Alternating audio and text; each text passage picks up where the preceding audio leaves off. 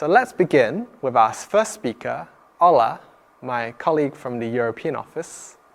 Ola is a senior global regulatory affairs specialist at Reach24H.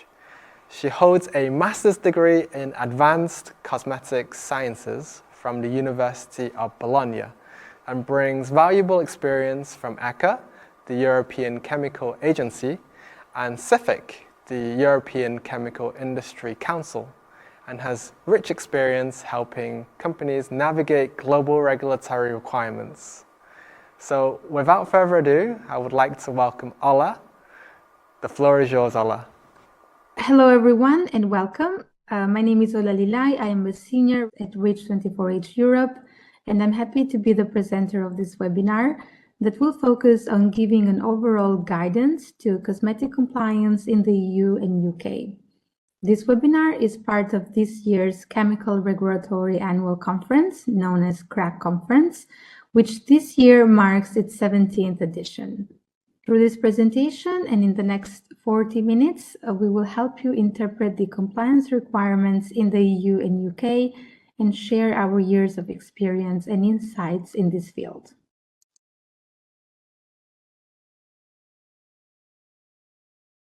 So to guide you through this presentation, the content of this webinar is divided into three parts: the regulatory requirements, steps and requirements into the market, and other regulations impact.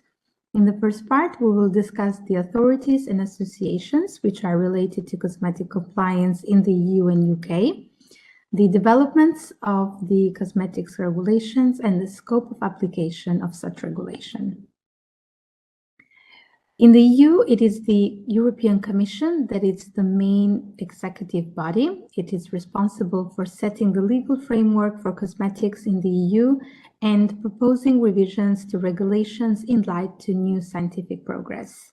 The Commission also oversees the implementation of these regulations by the member states, ensuring that cosmetics placed on the market are safe and compliant. Once placed on the EU market, cosmetics are directly regulated by the national competent authorities. They are responsible for performing post-market surveillance and handling non-compliance issues, while also coordinating with other competent authorities in other states to share information and best practices. Apart from the authorities, there are also expert and industry associations that also offer suggestions and strategies for the compliance of cosmetics and the development of the industry. One example is the Scientific Committee on Consumer Safety, known as SCCS, which is an expert body established by the European Commission. It plays a crucial role in evaluating the safety of non-food consumer products, such as cosmetics, toys, textiles, and personal care products. The SCCS also includes independent experts who monitor scientific advancements and offer guidance for testing and safety evaluation. The Cosmetics Europe, on the other hand, is the European Trade Association for the cosmetics and personal care industry. Their members include cosmetics and personal care manufacturers, as well as associations representing the industry at national level across Europe. Cosmetics Europe works closely with policymakers and speaks up for the industry, while keeping the members informed about key trends and developments in the sector. This slide shows a bit of history of the cosmetics regulation in the EU. So the supervision of cosmetics can be traced back to July 1976, when the former European Economic Community adopted the so-called Cosmetics Directive, which aimed to promote the cosmetic circulation within the community, and that was officially implemented on January 1978. Then, on November 2009, the EU released Regulation 1223, which is the one that we use today, also called Cosmetics Regulation, to replace the Cosmetics Directive. The regulation took effect from July 2013 and is binding and directly applicable in all member states of the European Union.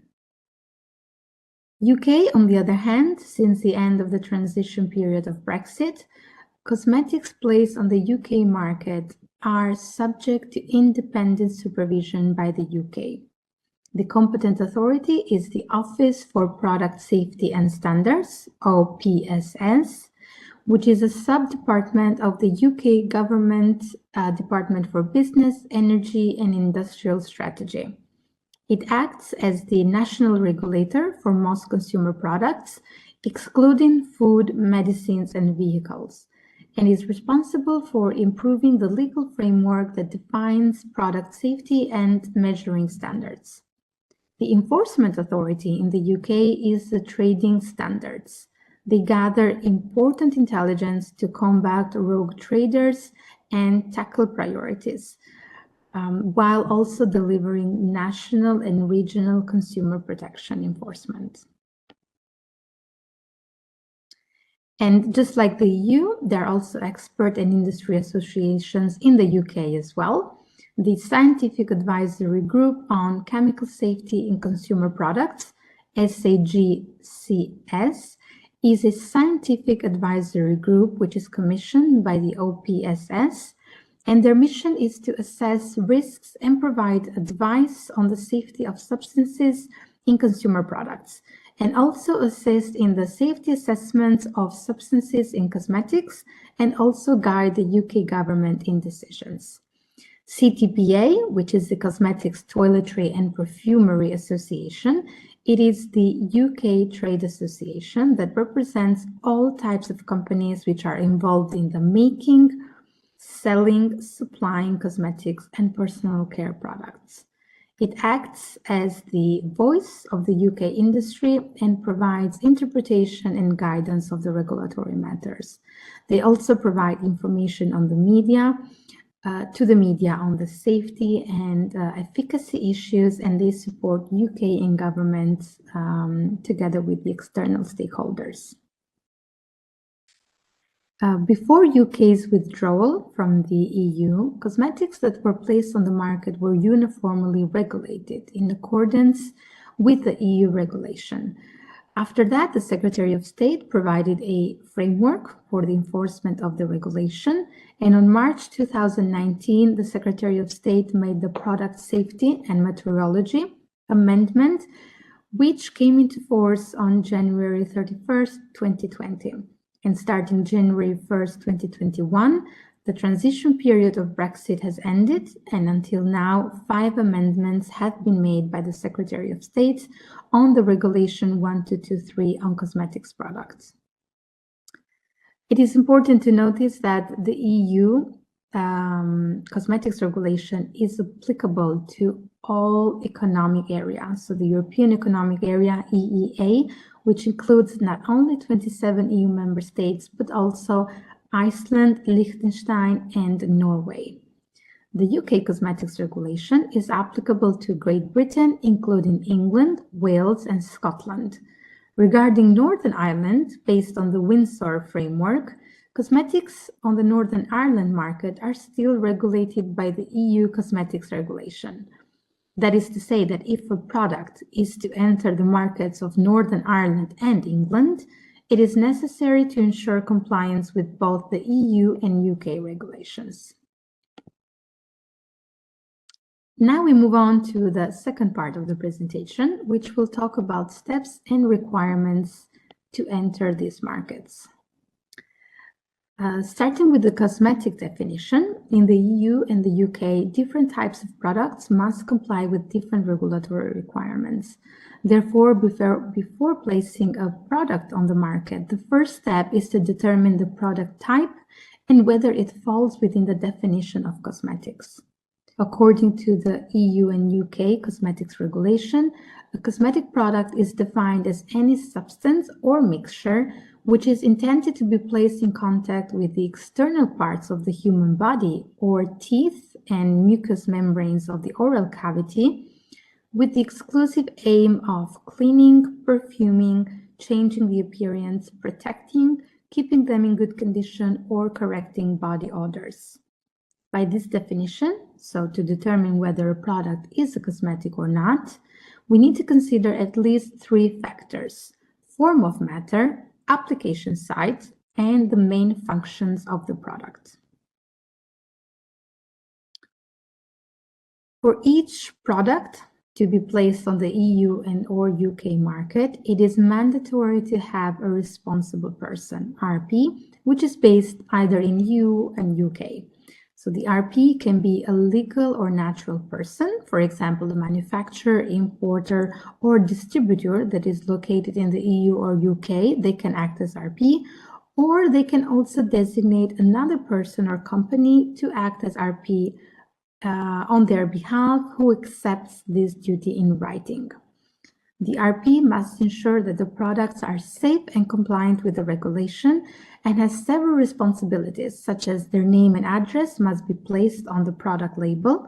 They need to have access to the PIF, so the product information file, keep it updated when necessary, and also perform the notifications through the notifications platform, so CPNP or SSPN platform.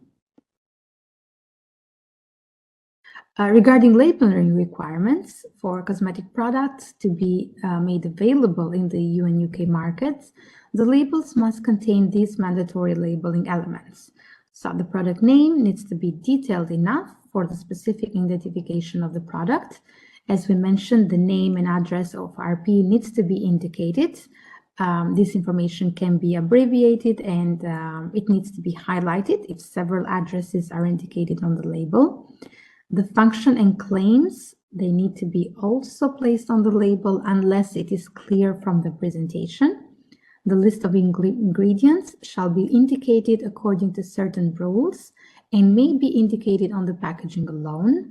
The precautions for use are also required, at least those listed in annexes, and any special precautions for professional uses, they also need to be on the label. For imported cosmetics products, the country of origin is also a requirement. The nominal content shall be indicated except for specific cases, such as a content less than 5 grams or 5 milligrams, free samples, and single application packs. The expiration date or period after opening also need to be placed on the label together with the batch number. So for the 4 elements that you see here on the slide marked with asterisks, so function and claims, precautions of use, nominal content, and expiration date, the EU Cosmetics Regulation requires the language of this information to be determined by the law of member states in which the product is made available by the end user. The UK Cosmetics Regulation requires that information to be labeled at least in English. So it's an important detail to keep in mind. Regarding claims, the cosmetic claims are regulated by the European Commission Regulation 655 of 2013 in the EU and UK. The basic principle is to ensure that the information given to end users through claims related to the function, content, and effect is useful information, understandable and reliable, and that enables them to make informed decisions and to choose the products that best suit their needs and expectations. The 6 common criteria include legal compliance, honesty, truthfulness, fairness, evidential support, and informed decision-making.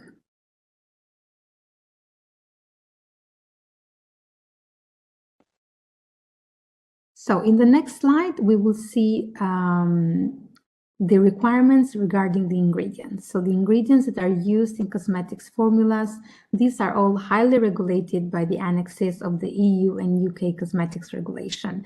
Annex 2 is a list of substances that are prohibited in cosmetic products, and Annex 3 is the list of substances which cosmetics products must not contain, except subject to restrictions. And Annex 4, 5, and 6 are the list of allowed preservatives, colorants, and UV filters. Here, the EU has followed the UK has followed the EU regulatory approach to ingredients, but note that there are certain differences in the substances of the list between the EU and UK. So companies always need to double check this. And here's an important point also to keep in mind is that cosmetic products must not contain prohibited substances and restricted substances or colorants or preservatives and UV filters that are not listed in accordance with the cosmetics specified in the annexes, and colorants, preservatives, and UV filters that are not placed and listed on these annexes. However, according to the regulation, traces of prohibited substances that are technically unavoidable according to GMP can be permitted. Except listed in the annexes of the cosmetics regulations, some substances might also be regulated by CLP and REACH regulation, meaning that they affect their use as cosmetics ingredients. The Annex 6 of the CLP regulation has listed a list of substances that are recognized as carcinogenic, mutagenic, or toxic for reproduction, which are also called CMR substances. And they are of specific concern due to the long-term and serious effects that they may have on human health. Generally, the use in cosmetics of substances defined as CMR substances need to be prohibited. So especially category 1A, 1B, and category 2. And then there's also REACH, of course, which is a horizontal legislation that applies to chemicals on their own in mixtures or contained in products. Therefore, it may affect vertical legislation, such as the regulation on cosmetics. And until now, we have noticed several ingredients that may be restricted in cosmetics under the REACH regulation. One example is starting from October 2023, the designated synthetic polymer microparticles must not be placed on the EU market as individual substances. If they are present in mixtures to confer a after characteristic, their concentration shall be below 0.01% by weight. And another example is, of course, the non-phenol and nonyl phenol ethoxylates, also silicones such as D5, D4, D5, D6, and of course the PFAS substances that are also restricted under the REACH regulation. The EU and UK also give great importance to the role of nanomaterials in human and environmental health. They have put forward regulation and regulatory requirements for nanomaterials in cosmetics from 3 aspects: safety assessment, notification, and labeling. Nanomaterial ingredients can be assessed following both guidance on the safety assessment of nanomaterials in cosmetics and notes of guidance. The Commission may request SCCS to assess nanomaterials that are raising safety concerns, potentially amending ingredient annexes based on the assessment opinions. If cosmetic products contain nanomaterials that are not included or not used as per specific conditions in the ingredient annexes, then the responsible person must notify the nanomaterials to authorities 6 months before placing that product in the market. And when labeling the list of ingredients, if there are ingredients that are present in the form of nanomaterials, these must be clearly indicated on the label with the name followed by the word nano in brackets. So it is clear that the product contains nanomaterials. So before we mentioned that the RP must keep the product information file of the products that are placed in the EU and UK markets for inspection upon request of the local authorities. So the PIF shall contain a description of cosmetic products, the method of manufacturing and good manufacturing practice, GMP certificate, or a signed declaration. It must contain proof of the effect, data on any animal testing performed or a non-animal testing declaration and the Cosmetics Product Safety Report, CPSR. The PIF must be updated as necessary, and it must be kept for a period of 10 years following the date on which the last batch of the cosmetic products was placed on the market. Note that the PIF must be easily accessible in electronic or other format at the RP address, which is indicated on the label of the product, and the information in PIF must be available in a language that can be easily understood by the competent authorities of the member state, which is usually in English. An important part of PIF is the animal testing data. The EU has always been the leading role in phasing out the use of animals in testing and improve animal welfare in general. Directive 76 of the European Commission established a regulatory framework, and the ban has fully come into force since 11th of March 2013. The animal ban applies to testing, so it is prohibited to test ingredients, combination of ingredients, or finished products on animals in the EU and UK, but it also applies to marketing. So it prohibits the marketing of cosmetic ingredients and any other products that were tested on animals in the EU and UK. However, there are some exemptions. For example, the derogation to the ban may only to be granted where the ingredient is widely used and cannot be replaced by any other ingredients with a similar function, or the specific human health product is substantiated and the need to conduct animal testing is justified and is supported by the detailed research protocol proposed on the basis of the evaluation. Another essential part of the PIF is the Cosmetic Product Safety Report, or CPSR. According to the regulation, a cosmetic product made available on the market must be safe for human health when used under normal or reasonable conditions by the consumer. The RP must ensure that the cosmetic product has undergone a safety assessment on the basis of relevant information, and that a cosmetic product safety report is set up in accordance with the requirements laid down in the regulation before the product is placed on the market. For the ingredient safety assessment process, there are two channels that are functioning, as you can see on the right slide here on the slide on the screen. If you take EU, for example, the safety of the annexed substances is evaluated by the SCCS, meaning that the annexes substances fall under the responsibility of this committee. The safety of cosmetic products with all their ingredients is evaluated by the industry, placing them in the EU market. So in other words, all the ingredients in cosmetic products are the responsibility of the responsible product, the responsible person, through the safety assessor. And lastly, to conclude this second part of the webinar, before placing a product in the market, the RP must notify certain product information to the Commission or the Secretary of State in the UK.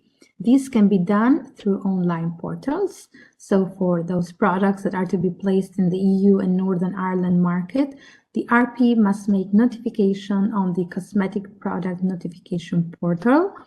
And for those to be placed on the Great Britain market, the RP must make notifications through the Submit Cosmetic Product Notification Portal. The information to be notified includes product name and category, name and address of the RP, country of origin if the product is imported, member state to be marketed in, contact details of the RP person, nanomaterials, CMRI 1A or 1B substances, and then formula and labeling. Moving on to the third and last part of this presentation, we wanted also to include other regulations that may have an impact on the cosmetic product compliance in the EU and UK. So except the cosmetics regulation, there are a few other laws in the European member state level or the EU level, which might impose requirements and that enterprises must consider. One example of such regulations is the General Product Safety Regulation, GPSR, which is an EU regulation that aims to ensure the safety of consumer products that are placed or are available on the EU market, and that is effective from December 2024. It applies to a wide range of products, including cosmetics, regardless of their origin or sales channels. Businesses must now adhere to stricter labeling and documentation requirements, including providing detailed product information and compliance documents. The regulation introduces the concept of a responsible economic operator, which includes not only manufacturers and importers, but also authorized representative and online marketplace providers. This concept is quite similar to the RP in cosmetics regulation, and their obligations are basically the same. Another example of regulations that may impact cosmetics is the packaging and packaging waste regulations, which is proposed by the European Union, and it aims to reduce packaging pollution and to promote a circular economy for packaging. It has entered into force earlier this year, on February 2025, with full application expected by August 2026. It aims to harmonize packaging regulations across the EU, across all the member states, and thereby enhancing the internal market and reducing environmental impact. This regulation emphasizes requirements of material composition and labeling. All packaging will have to comply with essential requirements regarding its manufacturing and composition, ensuring that it is reusable or recoverable. By 2026, all packaging must be labeled with material composition and recycling instructions to facilitate proper waste management. And this regulation also strengthens the extended producer responsibility schemes, so the EPR schemes, which require the producers to take full responsibility for the entire life cycle of their packaging, including also the waste management. Another type of regulation, an example of regulation that can have an impact, is the Green Claims Directive. This aims to regulate environmental marketing claims to prevent misleading information and boost consumer confidence in sustainable products. It establishes a pre-approval process for such claims, addressing issues of greenwashing and ensuring that consumers can make informed choices when purchasing products or services. The EU Commission adopted this proposal in March 2023, and while it is not in force yet, and the next steps is the trilogues between the European Parliament, Council, and the Commission. And finally, we have also noticed some other specific requirements of the EU member states regarding labeling language, recycling symbols, and ingredients. For example, other than nominal content, which we mentioned before, also date of minimal durability, precautions, and functions, some EU member states also required information on the labels to be translated. And before the packaging and packaging waste regulation is fully implemented and the harmonized labeling requirements of recycling is introduced, some EU member states are still regulating the recycling information on labels through domestic norms. And also regarding PFAS, France has already enacted a law to prohibit the use of PFAS in cosmetics by January 2026. In this part, we wanted to include and share with you some updates which are very recent regarding a proposal for amending the EU cosmetics regulation. So on July 8, 2025, the EU Directorate General for Internal Market, Industry, Entrepreneurship and SMEs, which is also known as DG GROW, has published a proposal for a regulation which aims to simplify certain requirements and procedures for chemical products. To give you some background, regulatory burdens in the EU are one of the two top problems which are named by businesses when it comes to the investment climate. And the European Commission, under Better Regulation Agenda, seeks to enhance competitiveness of EU businesses by ensuring that legislation achieves its goals efficiently without becoming a burden on stakeholders.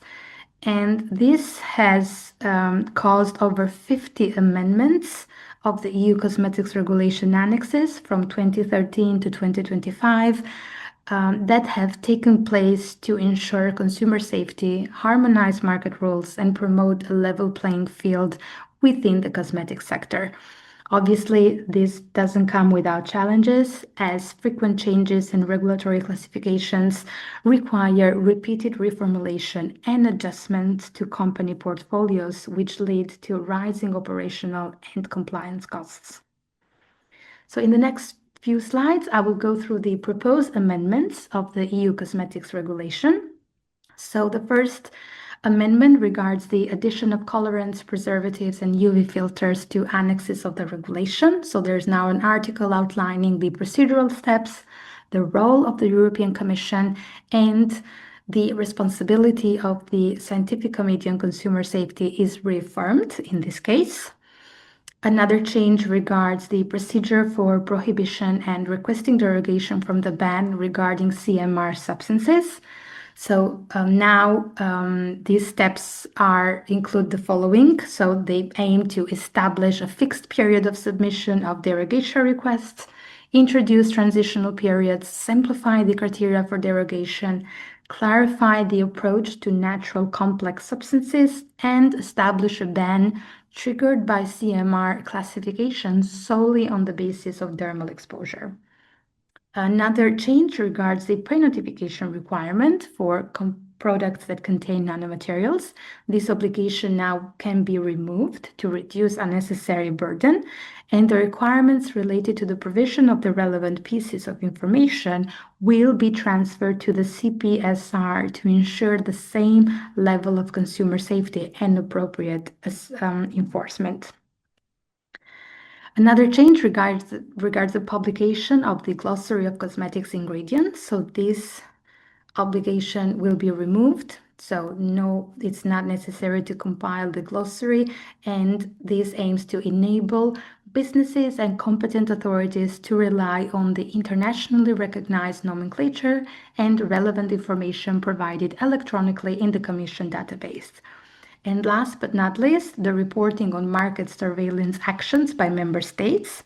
So with the introduction of the information and communication system for market surveillance, the reporting obligation introduced in the regulation has become redundant, and therefore it should be removed.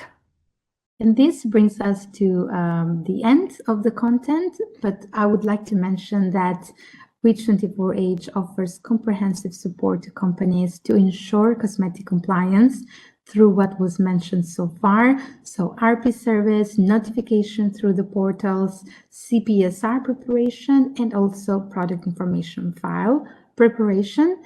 And as you can see on the slide here, our expertise is not limited to cosmetics only, but also it extends across a range of industries such as food, agrochemicals, chemicals, but also sustainability, food packaging, tools, and toxicology. And with that, I would like to thank you for your attention. I hope I've delivered a clear information on how to export cosmetics in the EU and UK. And if you have any other questions, do not hesitate to contact us. We're always happy to help. And thank you to everyone for joining.